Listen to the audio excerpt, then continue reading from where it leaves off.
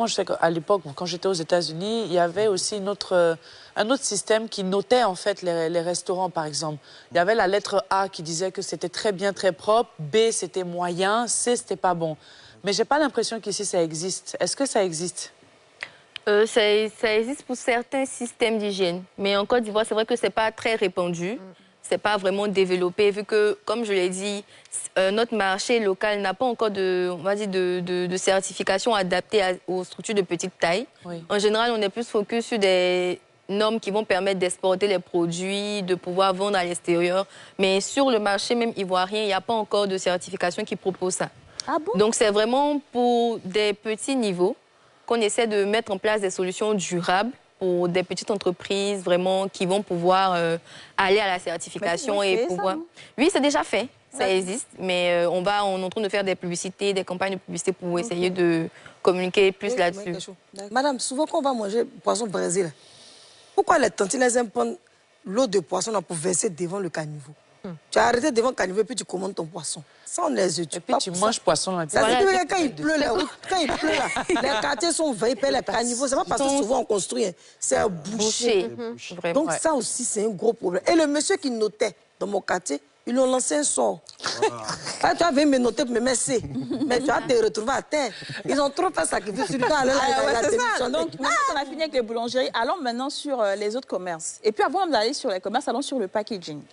Tu vois, on met tout dans les sachets, dans les papiers. Même manger chaud, on dit c'est pas bon. On emballe dans les trucs. Est-ce que c'est normal, ça?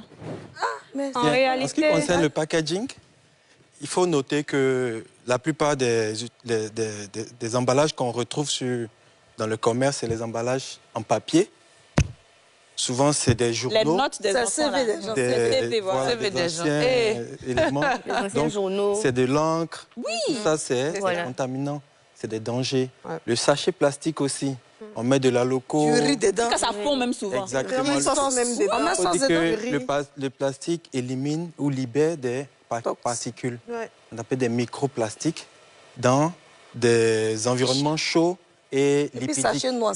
Donc, les aliments gras absorbent des microparticules de plastique. Ouais. Donc, c'est dangereux d'utiliser un emballage plastique ou dans un papier journal ou des anciens... Même les papiers de ciment pour les... Papiers de ciment qui vont les de ciment, tout ça. Wow. C'est vraiment... En tout cas, le packaging comme ça, là, c'est choupouilla.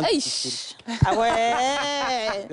Non, je trouve que dans le paquet de ciment, parce que c'est très chaud. Aujourd'hui, ils ont commencé à faire avec le papier alu. Ouais. Ou du papier ça a commencé à réduire un peu avec le papier ciment. Mais quand il fait papier alu, il augmente le prix de la loco. On dit la quantité est chère. Enfin, nous-mêmes, on veut quoi même au fait. Il y a une tata qui vend bouillie de mil avec galette à cocody là. Elle met ça, tu sais, les papiers craft là. Vraiment bien et tout. Elle met ça dedans. Mais galette qui était 10 francs, 25. Ah, mais ça, c'est normal. Non, mais c'est préférable. C'est mieux. C'est mieux que d'aller prendre... Mais sur ce point-là, il faut faire aussi beaucoup attention parce que généralement, elles importent des produits. OK. Et on dit c'est du papier craft et tout, mais il faut vérifier s'il y a un certificat d'alimentarité. Ce que beaucoup d'entreprises ne font pas. En fait, justement, le consommateur n'est pas sensibilisé à ça. La personne aussi, même, elle veut faire sa chic, éviter, on dit plastique n'est pas bon, mais ce n'est pas tous les papiers aussi qui sont adaptés au grade alimentaire. Est-ce que localement, par exemple, il y a une entreprise qui produit ça, qui peut approvisionner les commerçants?